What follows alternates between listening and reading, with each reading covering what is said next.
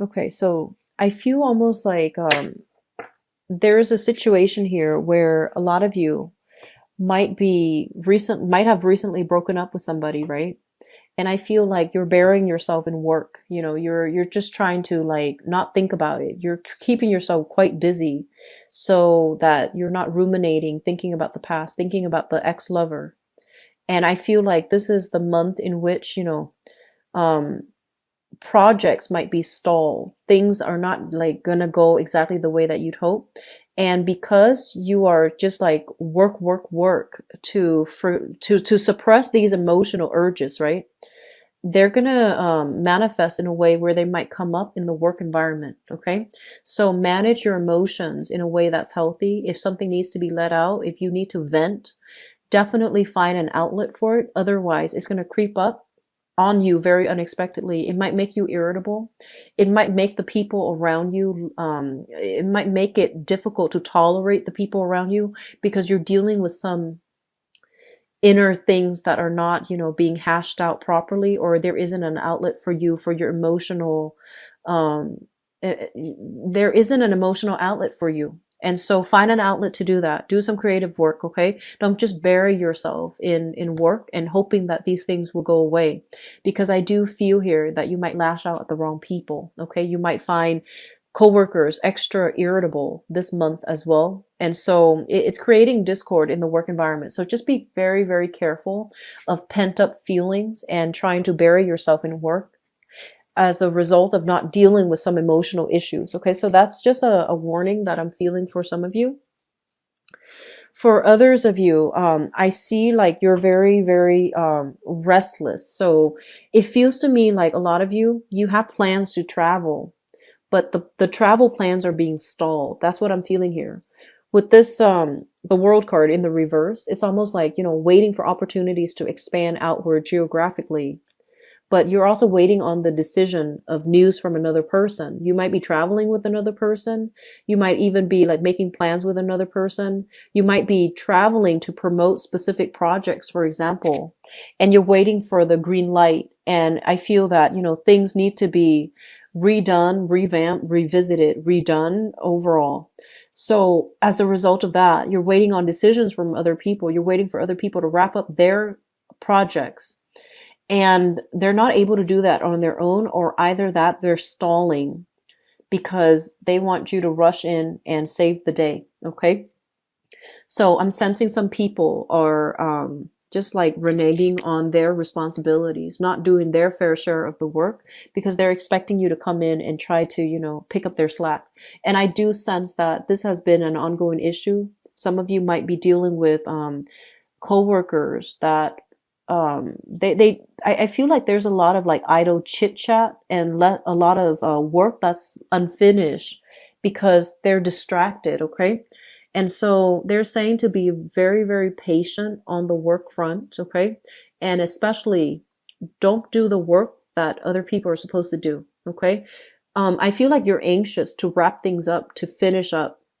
You're anxious to get published. You're anxious to get things done. You're anxious to move on to new projects. And so it might just be easier because you have a lot of skills. It might just be easier for you to do the work for the other people because they're dragging their feet and they're slowing you down. But the important thing here is it's all about fairness, and it's all about, whose responsibility is that, and holding them accountable. So that means not enabling that behavior, and don't rush in to save the day. Okay. So that's just my advice overall when it comes to your work environment. It seems to me like that's the main source of contention in this spread. I'm feeling for some of you, there's this overwhelming need to just, want to get away, want to break out of your comfort zone, want to break out of your skin, want to break. Like, I'm feeling like possibly wanting to take a vacation, feeling a little bit burned out either from work or school or daily life or the minutia of everyday, the ins and out of every day, trying to sustain yourself. And I feel like financially, you want to take a big trip, but financially, you might not have the means to do that. And so you might be working overtime. You might be, in high demand in the work environment. And you might have a specific skill set where you're indispensable to your employer. And so they don't want you to leave just yet. And you're feeling a little bit frustrated here. It's almost like there might not be enough people working. So you're working a lot of overtime and you're doing a lot of work on top of that because of the employee shortage. Okay. So I feel like it's taking its toll on you. So they're saying, a lot more physical activities, especially if you're working in an office and you're like dormant all day. You might feel this irritable energy. If that's the case, you need to do a lot more physical activity, getting a lot more, of a lighter diet, but more like getting your metabolism up. That's going to be really important for you to not feel frustrated. It's really important to dissipate our negative energies in a healthy way. So, diet, exercise, like physical exercise, creative, creating something like doing art, doing something that is recreationally good for you in order to dissipate that energy. Okay. So creative work, diet, like physical exercise. That's really important. I feel like you're working very late into the night. I see some of you are possibly like managers or like supervisors. You're called upon to train new staff. You have a lot of skills. You have a lot of things that you can contribute to this training session. And the people that you're training, they're not taking their job seriously. And it's frustrating, right? It's really frustrating when we are so serious and we're making a huge sacrifice with our time and the people that you're training. I also feel like they might not be mentally and intellectually, they might not be at the same level. So the training material might be a little bit difficult for them to swallow, like to comprehend, to really, digest. And I feel like you're going to have to then redo it and cater the training to their appropriate, level of comprehension or to their appropriate level. Because I feel like you want them and you expect them to be up here, but the baseline is they're, below expectation. So I feel like you're going to have to redo and cater a training session to meet your audience's needs. Okay. So that's what I'm sensing. If you are writing a book and wanting to get published, writing an article, writing a research paper, you're going to have to dumb down, you're going to have to like dumb down the language because you might be explaining things in a very, very technical manner. And if it's something like on a very, on a subject that's not very well known or on an esoteric, thesis, for example, your audience, you need to be able to relate to your audience in a way where you provide the background, you provide the baseline so that they understand what you're saying, first of all, before you can lead them in and, present them that big finale. Okay. So you have to like really cater to your audience. So that might mean explaining things more in layman's terms so that everybody's on the same page before you pile on those big vocabularies. Does that make sense?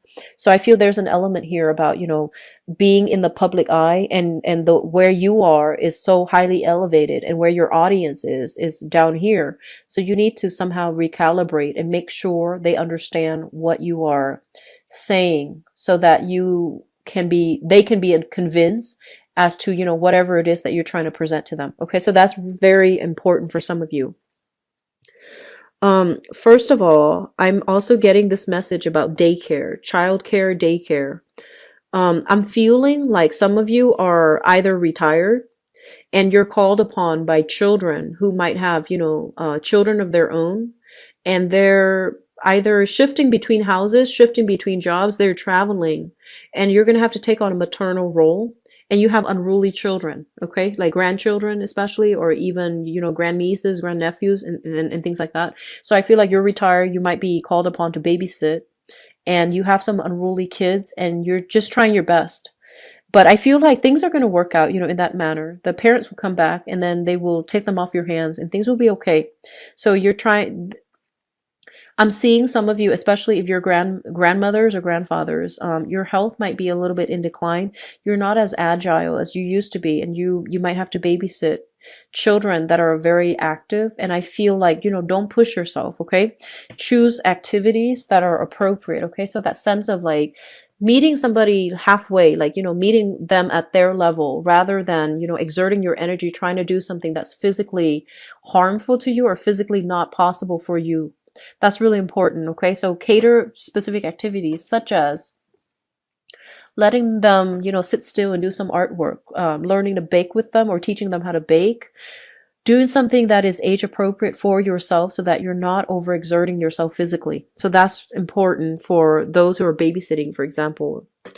And I'm also feeling for those who are working, there are a lot of work demands, possibly a lot of overtime, and you are in need of a babysitter. If you have children, you're in need of childcare, you're in need of like some services that you feel like financially you might be even financially strapped and you can't really afford these services. So they're saying in that case, try to reach out to family members, because I feel like that's going to be probably the logical way to go. Okay, so reach out to family members. All right. Here's the last relationship thing. I feel like a lot of you have dealt with this fire sign here. So we have here a Sagittarius, an Aries, or a Leo. Give me just a moment. I'm feeling like this is somebody you might have had children with, okay? And I feel like if you share children, there has been some hostilities between the two families, okay? It's a co-parenting situation.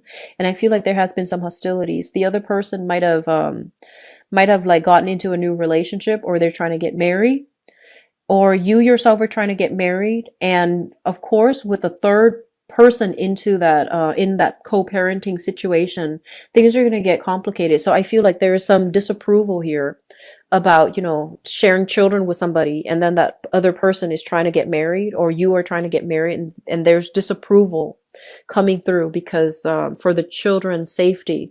And I mean, the disapproval is coming through as an issue of the child's safety, the child's well-being. But that's not the case. I feel like that's more of it's like a false argument that somebody is putting on the table, but I feel like it has nothing to do with the child's safety. It has more to do with, somebody not wanting their ex to move on, somebody wanting to have control over who their ex gets to date or who to bring into the picture.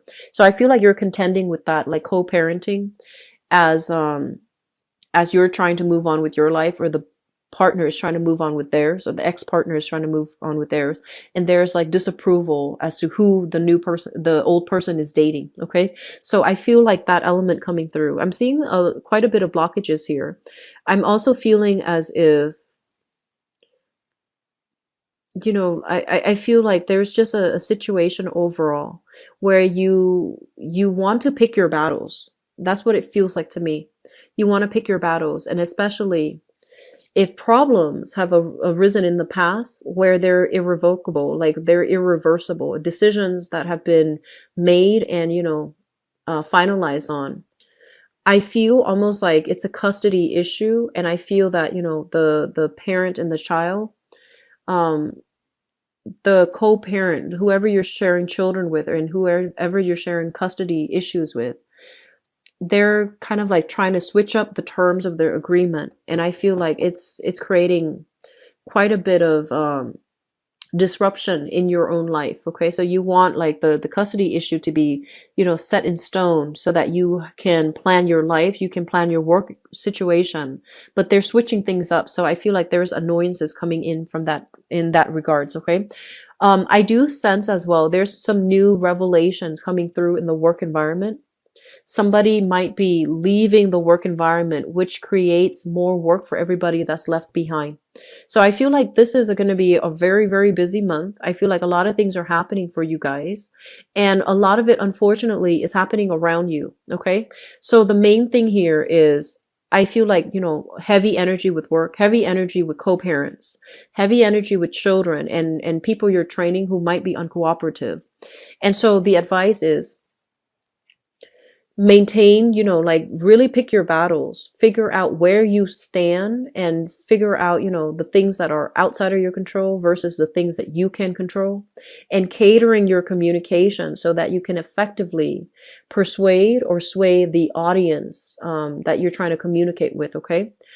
I also feel like this is a really important month for you to stand your ground, for you to be very assertive, for you to be very clear. Okay. So don't shy away from conflict for this month. Okay. Stand your ground, pick your battles, but don't shy away from conflict. So don't be conflict avoidant if that's a situation you've dealt with in the past.